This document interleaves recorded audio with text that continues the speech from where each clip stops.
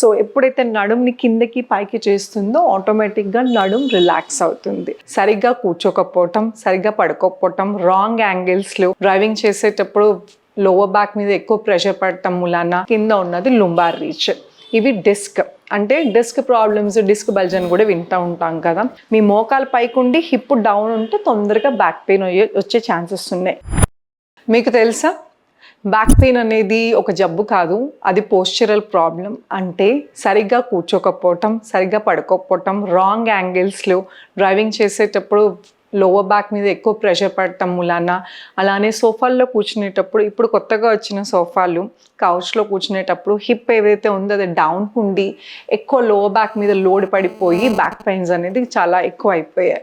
So ఈరోజు మనం ఈ ఎపిసోడ్లో బ్యాక్ పెయిన్ ఉన్న వాళ్ళకి చాలా సింపుల్గా ఆసనాలు ఎలా చేసుకొని తగ్గించుకోవచ్చు, అలానే పోస్చర్ కరెక్షన్స్ ఎలా చేసుకోవాలో మనం చూద్దాం. నమస్తే, నేను మీ Hima, advance yoga trainer and nutritionist. Welcome to signature studios.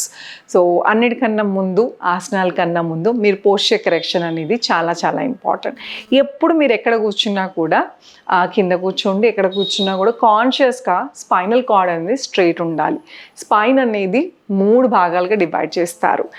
Cervical, మధ్యలో ఉన్న థొరాసిక్, కింద ఉన్నది లుంబార్ రీచ్. ఇవి డిస్క్ అంటే డిస్క్ ప్రాబ్లమ్స్, డిస్క్ బల్జ్ అని కూడా వింటూ ఉంటాం కదా. సో మనం కూర్చునేది అంటే యాక్సిడెంటల్గా మనకి తగిలి ఏమైనా ప్రాబ్లం వస్తే వేరే విషయం, బట్ ఎక్కువసేపు ఇలా వంగి కూర్చోవటము ఆర్ హిప్ని ముందు తోసి ల్యాప్టాప్ పెట్టుకుని కూర్చునే వాళ్ళు ఉంటారు. అలాగా మీరు రాంగ్ పోస్చర్లో కూర్చోవటం వలన లోవర్ బ్యాక్కి చాలా ఎక్కువ ప్రెషర్ పడిపోయి ఒకరోజు బ్యాక్ పెయిన్గా టర్న్ అవుతుంది. అలానే రెగ్యులర్ ఇంటర్వెల్స్లో మీ బాడీకి వైటమిన్ డి డెఫిషియన్సీ ఉందా లేదా, కాల్షియం డెఫిషియన్సీ ఉందా లేదో చెక్ చేసుకుంటూ ఉండాలి. సో ఇవి జాగ్రత్తలు తీసుకుంటే బ్యాక్ పెయిన్ అనేది ఒక పెద్ద ప్రాబ్లమే కాదు, అండ్ రివర్స్ చేసుకునే వాళ్ళు చాలామంది ఉన్నారు. సో మీరు ఎప్పుడైనా కింద కూర్చోవాల్సి వస్తే ఆర్ సోఫాలో కానీ ఎక్కడైనా కూర్చోవాల్సి వస్తే మీరు ఖచ్చితంగా ఈ హిప్ కింద ఏదైనా ఎత్తు వేసుకోవాలి. అంటే మనకి ఇదివరకు కాలంలో ఉండేది కదా, పీట వేసుకుని కూర్చునే వాళ్ళు.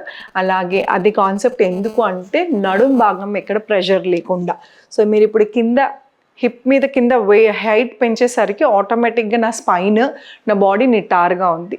సో అందుకోసమని మీ హిప్ నీ స్ట్రైట్ లైన్లో ఉండాలి.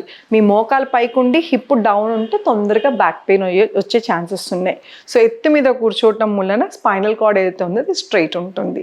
సో ఇప్పుడు మనం ఈరోజు ఫస్ట్ చేసే ఆసనం ఇది ఎవరైనా చేయొచ్చు. ఎస్పెషల్లీ ప్రెగ్నెంట్ ఉమెన్ ఎవరైతే ఉన్నారో వాళ్ళకి తొందరగా బ్యాక్ పెయిన్ వస్తుంది. ఎందుకు అంటే ఆ బేబీ బరువు అంతా నడుము తీసుకుంటుంది కాబట్టి నడుము నొప్పి వచ్చే ఛాన్సెస్ ఎక్కువ ఉన్నాయి. అలాంటి వాళ్ళు, అలానే పెద్ద వయసు వాళ్ళు, ఏ వయసు వాళ్ళైనా కూడా బ్యాక్ పెయిన్ తగ్గడానికి చాలా సింపుల్గా బెడ్ మీద కూడా కూర్చొని చేసుకోవచ్చు. ఈ ఆసనం ఎవరు చేయకూడదు అంటే లిమిటేషన్స్ ఏమీ లేవండి. బట్ రీసెంట్గా మోకాళ్ళ సర్జరీలు ఏమైనా చేయించుకుంటే మాత్రం అవాయిడ్ చేయండి. ఎందుకంటే ఇది మోకాళ్ళ మీద నుంచి చేస్తాం కాబట్టి ప్రెషర్ ఏమన్నా మోకాల మీద పడవచ్చు. సో ఇప్పుడు మనం చేయబోయేది మార్జరీ ఆసనం ఆర్ క్యాట్ కౌ పోజ్ కూడా అంటాం. మార్జాలం అంటే పిల్లి అని అర్థం. సో దీనికోసమని మనం టేబుల్ పొజిషన్లో కూర్చోవాలి. సో ఈ ఆసనం చేస్తాకి ఫస్ట్ మనం వజ్రాసనం ఎంచుకోవాలండి. వజ్రాసనంలో ఇలా కూర్చోగలగాలి.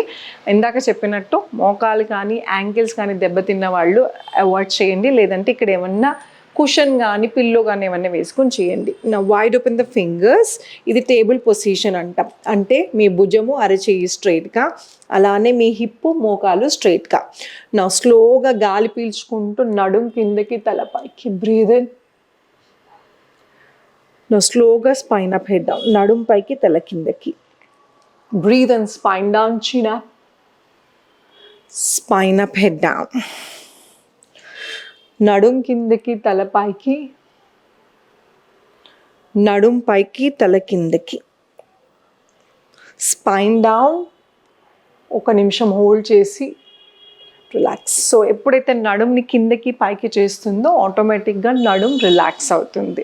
ఇది చాలా మంచి ఆసనం బ్యాక్ పెయిన్, నడుము నొప్పి ఉన్న వాళ్ళకి. ఇది ఎప్పుడైనా చేయొచ్చు. ఇందాక చెప్పినట్టు ప్రెగ్నెంట్ లేడీస్ అయినా మీ పొట్ట మీద ఎక్కడ ప్రెషర్ పడకుండా, బేబీకి ఏం ఎఫెక్ట్ కాకుండా కూడా నడుము నొప్పి తగ్గుతుంది. సో ఈ ఆసనం ఎప్పుడు చేయాలంటే ఎప్పుడైనా చేసుకోవచ్చు. నొప్పి అనిపిస్తుంది, నొప్పి ఎక్కువ ఉంది అనుకున్న వాళ్ళు ఇమీడియట్గా ఈ ఆసనం చేసి హాట్ ప్యాక్ ఏమన్నా పెట్టడం మూలన ఇమీడియట్గా రిలీఫ్ వస్తుంది. రెండో ఆసనం చేద్దామండి. రెండో ఆసనం భుజంగాసనం అంటారు. సో దీన్ని కోబ్రా పోజ్ కూడా అంటాం. ఇది కూడా చాలా మంచి ఆసనం, కానీ ప్రెగ్నెంట్ లేడీస్ మాత్రం అవాయిడ్ చేయండి, ఎందుకంటే ఇది అబ్డామిన్ మీద పడుకుని చేస్తాం కాబట్టి బేబీకి ప్రెషర్ పడవచ్చు.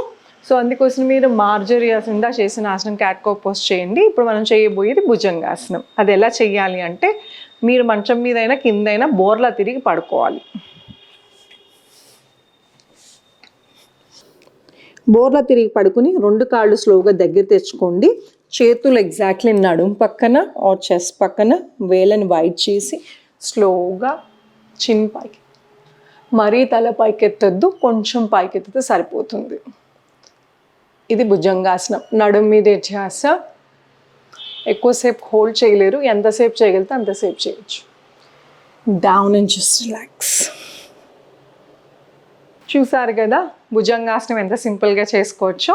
సో మీరు ఎప్పుడైతే కోబ్రా పోస్లో ఇలా పైకి లేస్తారో ప్రెషర్ అంతా నడుం మీద పడుతుంది. చాలామంది చేతుల మీద మొత్తంగా లేస్తారు, అలా లెక్కకూడదు. దాని పేరు ఊర్ధ్వముఖ శ్వానాసనం అంటారు.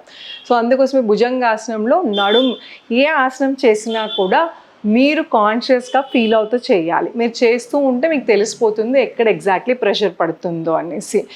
ఇంకొక స్ట్రెచ్ ఉందండి. ఇది ఏంటంటే బాగా పెయిన్ ఉన్నా, లేదంటే రోజు మొత్తం అలిసిపోయి వచ్చిన వాళ్ళు బాడీ రిలాక్స్ అవ్వాలి, నడుం భాగం దగ్గర ఉన్న మసిల్స్ రిలాక్స్ అవ్వాలి, లోవర్ బాడీ మసిల్స్ రిలాక్స్ అవ్వాలి అనుకున్న వాళ్ళకి ఈ స్ట్రెచ్ చాలా బాగా పనిచేస్తుంది. అది ఎలా చేయాలో ఇప్పుడు చూద్దాం. ఈ స్ట్రెచ్ చేస్తాకి శవాసనంలో పడుకోవాలండి. Breathe in, breathe out. బాడీని చాలా కంఫర్టబుల్గా ఉంచుకుని స్లోగా కాళ్ళు మడుచుకుని, చేతులు తల కింద, రెండు కాళ్ళని ఇలా మడుచుకుని రెండు కాళ్ళు ఒక వైపుకి తల ఒక వైపుకి స్ట్రెచ్ చేసుకోండి. నడుం దగ్గర ట్విస్ట్ అవుతుంది, నడుం దగ్గర ఉన్న మసిల్స్ రిలాక్స్ అవుతున్నాయి. అలానే ఇంకో వైపుకి, ద అదర్ సైడ్. ఇలా స్ట్రెచ్ చేయటం వలన నడుం దగ్గర నుంచి మజిల్స్ అన్నీ కంప్లీట్గా రిలాక్స్ అవుతాయి. సో సియాటికా పెయిన్ ఉన్నా, బ్యాక్ పెయిన్ ఉన్నా, డిస్క్ ప్రాబ్లం ఉన్నా ఈ స్ట్రెచ్ చాలా బాగా పనిచేస్తుంది. ప్రెగ్నెంట్ లేడీస్ కూడా చేయొచ్చు, బట్ కాలు మడిచినప్పుడు ఎక్కువ ప్రెషర్ పొట్ట మీద పడకుండా చూసుకోండి. సో ఇది ఎప్పుడైనా చేయొచ్చు, కానీ మంచి రిజల్ట్ అంటే చాలా రిలాక్స్డ్గా ఉండాలి అంటే మనకి ఏ నొప్పి ఉన్నా పడుకునేటప్పుడే బాగా ఎక్కువ తెలుస్తుంది ఆ పెయిన్. సో పడుకునేటప్పుడు ఒక్కసారి స్ట్రెచ్ చేయండి. దాంతోపాటు హాట్ ప్యాక్ కానీ నడుం దగ్గర పెట్టుకున్నారంటే మజిల్స్ అన్నీ కంప్లీట్గా రిలాక్స్ అవుతాయి. అలానే మీరు పడుకునేటప్పుడు పోస్చర్ అనేది చాలా కరెక్ట్ ఉండాలి. నడుం దగ్గర కొంచెం గ్యాప్ లాగా ఉంది అనుకుంటే ఒక టవల్ని కానీ రోల్ చేసి, ఒక చున్నీ కానీ రోల్ చేసి నడుం కింద భాగాన్ని పెట్టుకొని పడుకోవచ్చు. సో ఇలా రెగ్యులర్గా చేయటం వలన బ్యాక్ పెయిన్ రిలీఫ్ అయితే చాలా బాగా తెలుస్తుందండి మీకు. అలానే మసిల్స్ ఏదైతే ఉండే స్ట్రెంథనింగ్ కూడా అవుతాయి. సో చూసారు కదా, ఇలాగా స్పెషల్గా బ్యాక్ పెయిన్ కానీ ఆర్ ఎనీ కైండ్ ఆఫ్ ప్రాబ్లమ్స్కి రిలీఫ్ కోసం ఆసనాలు కానీ, ఆర్ రెగ్యులర్గానే ఫిట్నెస్ కోసం మీరు ఫిట్గా ఉందాం అనుకుంటున్నారు, యోగా చేద్దాం అనుకుంటున్న వాళ్ళు ఆన్లైన్ కానీ ఆఫ్లైన్ కానీ క్లాసెస్ ఆప్ట్ చేయాలనుకుంటే కింద స్క్రోల్ అవుతున్న నెంబర్కి కాల్ చేసి మీ పేరుని రిజిస్టర్ చేసుకోండి. మా టీం వాళ్ళు మీకు కాల్ బ్యాక్ చేసి మా డీటెయిల్స్ అన్నీ మీకు ఇస్తారు. Thank you so much. Me Hima.